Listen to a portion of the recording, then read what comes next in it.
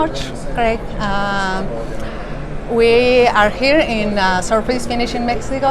Is that your first time in Mexico? Yes, and it's a great pleasure to be here, I must say. Yeah. Okay, thank you very much for the time to speak a little bit about trends. Trends on measurement tools for finishing. Yeah, sure. You work with global markets. You can see what is going on there. What can you tell us about the trends? I mean, if we're talking about measurement technology, we see our customers' trends, there are changes in the customers' material that they're trying to measure. So, for example, one big trend is that coatings become thinner and thinner. Right. The stacks become more complex, so maybe 4 or 5 layers on top of each other. And very often the actual measurement spot, or the where you're actually trying to measure, becomes smaller and smaller. And that requires different technology from the manufacturers of the instrumentation as well. Yes. Yeah, so for example, instead of a typical instrument, an X-ray fluorescence instrument, for example, you have what's called a collimator or an aperture, like in a camera lens, you know, that the X-ray is going through a hole, but most of the X-ray is being shielded. Yes. But because you're trying to measure a very small spot, the trend now is to use polycapillaries. So it's a bundle of glass, and the X-ray is shone onto the top of this bundle of glass and focused on a very small spot size. So that way you can measure with very high intensity, very accurate on a very small spot. Yes. So that's kind of the trend from our customers' point of view. What we also see is the customers, they want to measure faster.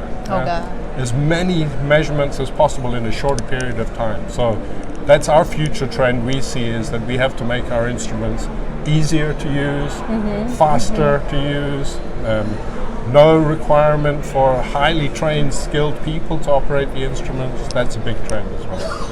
And also I think maintenance for the equipment yes, of course. Another trend is preventative maintenance, so that the instrument can tell you when something is going to fail, even predict. Oh, great. But, you know, maybe it'll tell you some or other signal's not quite optimal, and maybe within the next 3 months something will fail, and you can take precautions in advance, you know, to make sure that you're not stuck for a week without any measurement technology available. So that's a big trend, Yeah, great. Thank you very much. And speaking about what is the role of Mexico in this global market that is kind of changing, how do you see from Helmut Fischer this role of Mexico as like in the middle of North America, South America? Okay, yeah, sure. Of course, Mexico becomes more and more important mainly because a lot of manufacturing has moved from the US into Mexico. And we see the Americas should typically be around 1/3 of our global business. Yeah, and as manufacturing moves into Mexico, it becomes much more important for us as well. Yeah? So Mexico is absolutely critical for our Americas business, absolutely. Yeah, sure. Okay.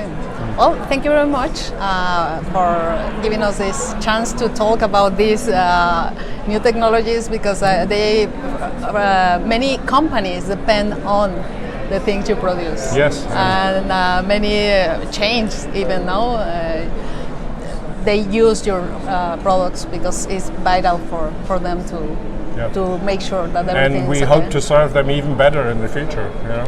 Yeah. Meet the needs of the market. That's our job. Thank you very much. Thank you. Thank you.